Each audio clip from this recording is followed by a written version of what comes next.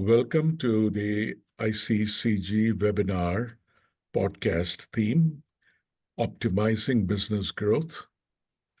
Happy to present the CIO Advise approach to strategy, systems, and transformation, where in dialogue with us today will be Brian Leimbach, founder and CEO, CIO Advise, Clearwater, Florida.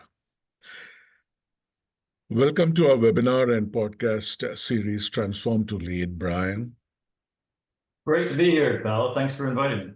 Yeah, so I'm your host. I will be happy to walk through the process of, hearing out your story. As I understand, you as the founder and CEO of CIO Advise have been a firm that has been focused in guiding businesses through technology-driven growth and transformation. So welcome and thank you for giving us the gift of your time, Brian, today. Let's start this journey at a very foundational question, which always is what I seek to understand from business leaders and business coaches like you. Share with us your journey. How did CIO Advise as an idea come to you? How was it born? What gap in the market were you trying to fulfill? Following that with, what are some of the core principles and values that guide you on your work as you serve your clientele? And what makes CIO Advise very different from the other consulting firms that are out there? Over to you, Brian. Thanks, Bella. Yeah, CIO Advise was born out of a simple realization that growing companies often struggle to align their technology and their business goals. I worked in corporate America for a number of years at a C-level executive, and I saw that struggle often and very often, and it really I wanted to find something that how do we actually tackle that? And so too many times firms invest in systems without fixing broken processes first. And so I launched CIO Advise to bridge that gap, combining strategic insight with real-world implementation. And so our mission is really to be a true partner to business, helping them scale with clarity, not complexity.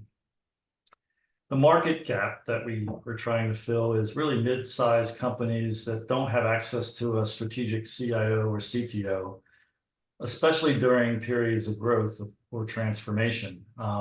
We fill that gap by providing executive level guidance without the full-time costs, right? So there's the benefit there is you get executive level presence without bringing on a full-time executive in the process.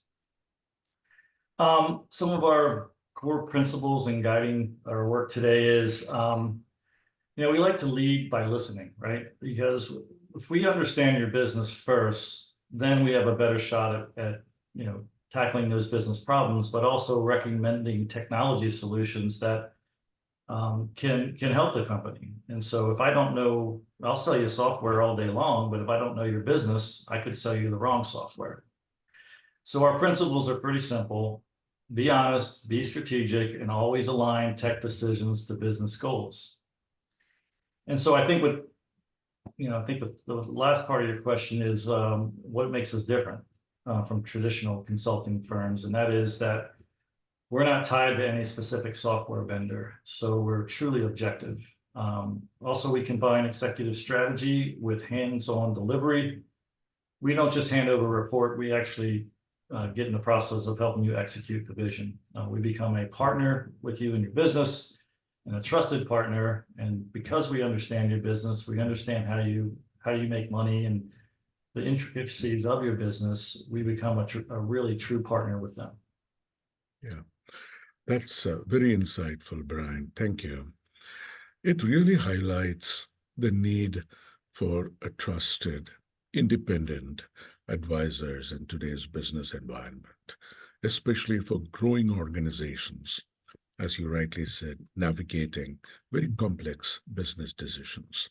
And I clearly hear from you and see, having worked with you, that CIO Advice does fill in a vital role of bridging leadership vision with execution. And may I add, disciplined execution, right? That's so important today, particularly in that space that you are very focused in, the mid-market, which really needs that help, Brian. So thank you for this service that you are doing, which I think is very relevant in today's world. Moving on, Brian, to the CIO's advises consulting offerings. Business process optimization is a central theme when we talk to businesses. Many of their struggles are, some of them have well-defined vision, goals, strategies, but where things fall through the crack for them is when the business processes are not aligned with that vision and strategy. And therefore, a lot of focus has to start with this business process optimization. And I know that is one of your key areas in which you are deeply respected. And really, the value that you bring to the customer start right there and even beyond. So why is this process optimization so critical, particularly in the small and medium-sized businesses? How do you approach this process evaluation, which I believe you also aptly term as the business technology assessment portfolio that you carry? And any examples you can share of how these simple process improvements bring about significant results, even before we introduce a technology component to it, just as you rightly said, listening in and understanding where a business is today, how are they organized in their processes, and what are avenues for improvement, Brian? Well, I think, for process optimization, why it's critical, I think because inefficiency really just doesn't scale. If your processes are messy at $10 million in revenue, they're going to be chaos at 50. So we help businesses avoid those expensive fixes that come later by optimizing early. Business processes are lifeblood of your company. And if you're not looking at them all the time, understanding how to improve them, then there's so much inefficiencies and the costs can just get out of control. And so we try to start, like I said, from a lead all the way to cash. How do you guys do business today? Every process has an input and an output. That output has to be the next process's input of what they actually need, or else it's going to get dropped or it's going to delay some type of process. So our approach for the evaluation is we actually could start with a number of discovery sessions. We interview the stakeholders. We get business leaders in there, the people actually doing the work we have in the room with us, and we map the processes. And you'll be surprised that some of the executives don't understand what they think they know what the business process is in, but when you get the actual workers in there, often they say, no, we don't do it that way. And that's really eye-opening for the executives and the business leaders of the company, because now you're identifying friction points, right? So that's what we try to do when we do our discovery sessions. From there, we document the workflows, and then we look for opportunities to streamline before any system is chosen. So before our system is chosen, we want a documented process of how we want this business to work. And then that blueprint, then we take to other companies to see how we can solve that with technology, but also that blueprint is now iterated over and over again so that when you need to make a business process change or a system change, you have the documentation available to do that.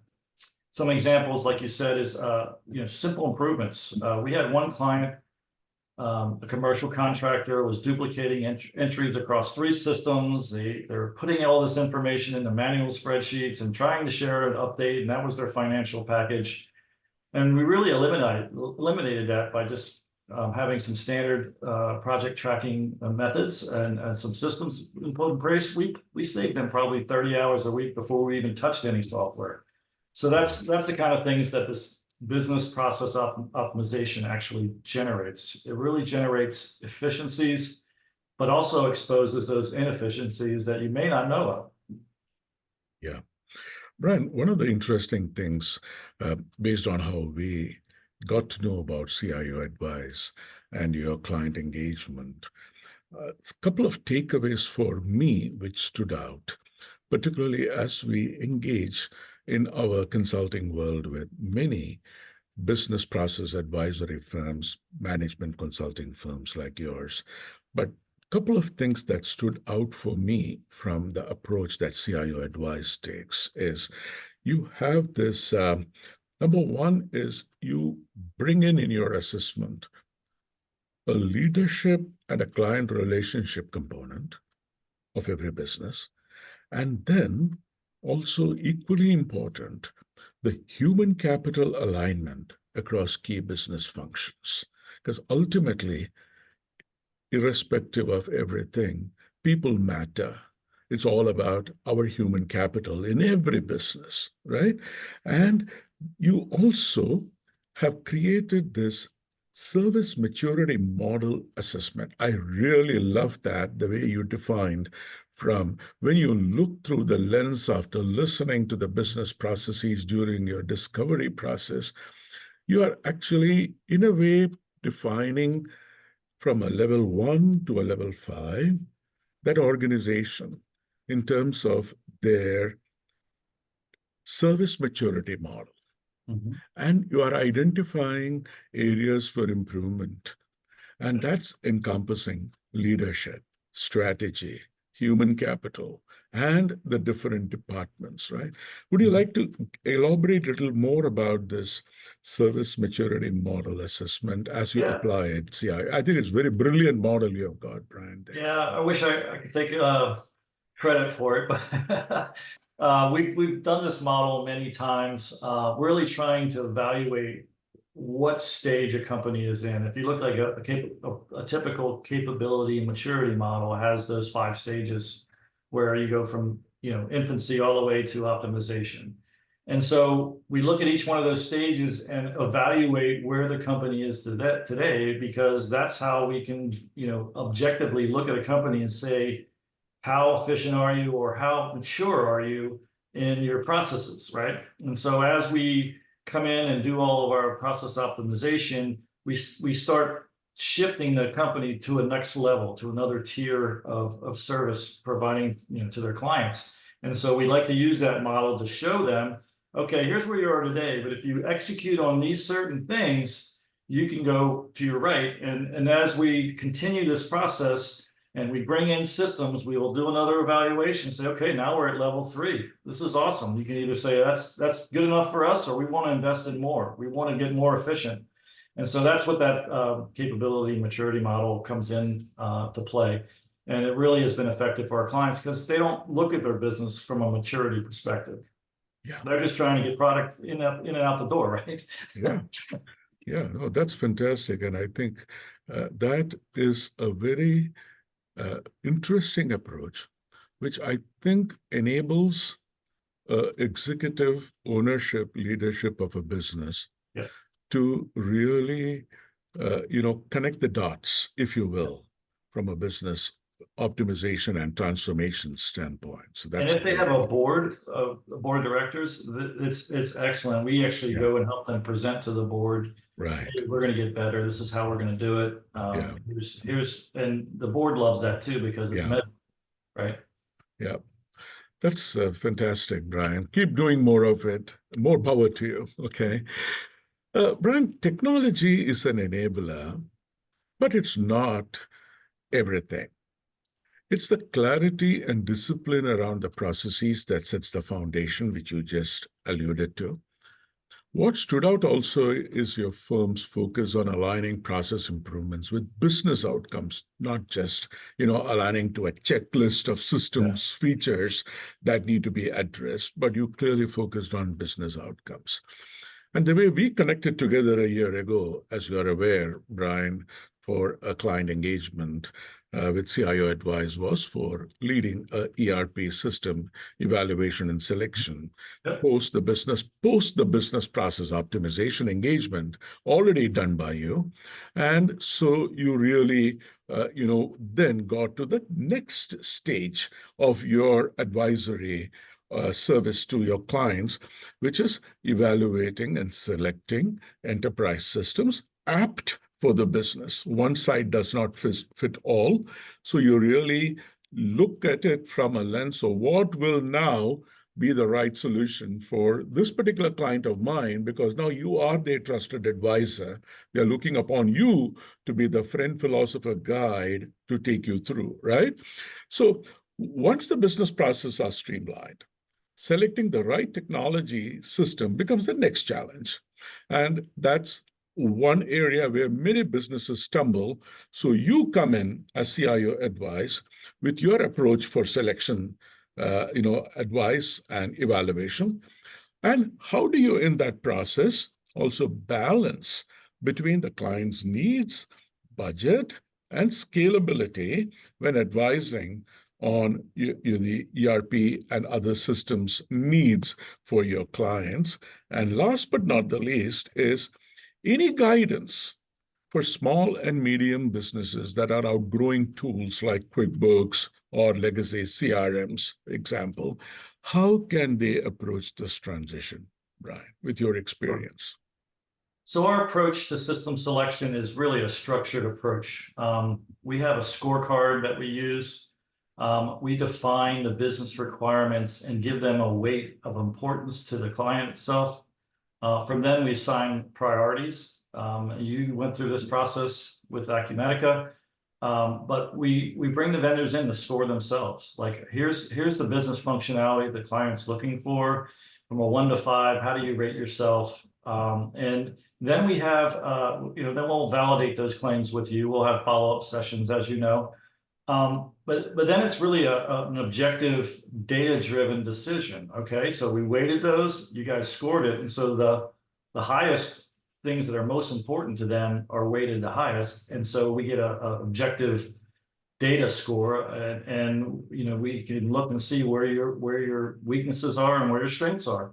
And then the client can have a really good understanding of what that system does. Then we go into demos, as you know. Yeah. We make sure that each one of the vendors, we'll narrow it down. We go from about 5 to about 3 vendors after the first cut, after we score it. And then we'll have demos and deep dive demos, and making sure that all the functionality that is really important to the client gets demonstrated. And then from there, as you know, we'll meet again and negotiate a little bit with you guys, ask some follow-up questions. So that's how we actually do the scorecard process. From balancing client needs and budget scalability, that's a really tightrope walk that you have to have, but we consider total cost of ownership, not just licensing fees and implementation costs. So we look at integration, support features, future growth, and then we recommend platforms. And when the company is ready to scale, we look at those industry leaders as the best that we could put in place. And because one of the things that we know very well, as you know, is that you don't want to make the wrong decision up front, because it's a lot more expensive to change it out later in the company's lifestyle. So one of the things we say is, whether you want to grow to 50 million or 500 million, we make sure that the systems are going to grow with you and not, drain your bank account before you get there. Yeah. Some guidance on, mid-market companies, that are outgrowing QuickBooks and legacy CRMs. We see a lot of that, especially QuickBooks. And our recommendation always is, don't just replicate what you have, right? Don't take the opportunity to rethink your processes and choose systems that can grow with you and integrate easily with other platforms. And then get outside help, such as CIO Advise. Objective guidance really can avoid some really costly mistakes. Yeah, absolutely, Brian. Excellent points. And what I really appreciate most is your emphasis on a very structured, business-driven approach to the system selection, Brian, not just a technical checklist. It's clear that the success of a digital journey depends on making those very thoughtful, future-aligned choices. So, before we conclude, any final reflections and advice, Brian, that you would love to share, an insight or a piece of advice with business owners or CIOs who are seeking today navigating this kind of a transformation? What would that advice be, Brian? Yeah, I always say start with strategy. Your business strategy should align with your technology strategy, right? Technology should not serve your business. It should be the other way around. Business should be served by its technology. And don't rush into a software selection without first understanding your goals, your processes, and what success looks like. So many times I've seen companies that say, hey, we just upgraded this ERP and it's not meeting our needs. And so our first, when we come into those like situations, we ask, did you take a structured approach? Did you, normally some of the times it's, no, we thought that was our best one. We didn't spend a lot of time on it, but we implemented it and now it's, off the rails. So then we have to come in and really restart the whole process with them. It might still be that the system that they implemented will be able to be, meet their needs. They just didn't do the upfront work first. So always start with strategy, and don't rush into a software decision without understanding where you're going, what are you doing, and what success looks like. Great. Thank you so much, Brian. This is incredibly relevant, especially for leaders in transition or growth phases. Your message is loud and clear. Start with strategy, understand your processes, and make the systems decision that support long-term agility. So thank you for sharing your journey and your strategic lens with us today. This is our business advisory webinar, Transform to Lead, brought to you by ICCG. Until next time, let's stay focused, let's stay grounded, and keep building the future, leading with clarity and purpose. If you are seeking a business transformation trusted partner, please reach out to Brian Leimbach at CIO Advise. His contact details are given below. You can also visit their website at www.cioadvise.com or reach across to Brian at 833-246-2387, his contact. Look forward to bringing you these kind of interesting but very relevant business conversations with leaders and business coaches who have helped many mid-sized businesses really get on the transformation journey on the right track and lead them towards success. Thank you, Brian, once again. Appreciate it. Thanks, Bella. Take care. Bye-bye. Bye.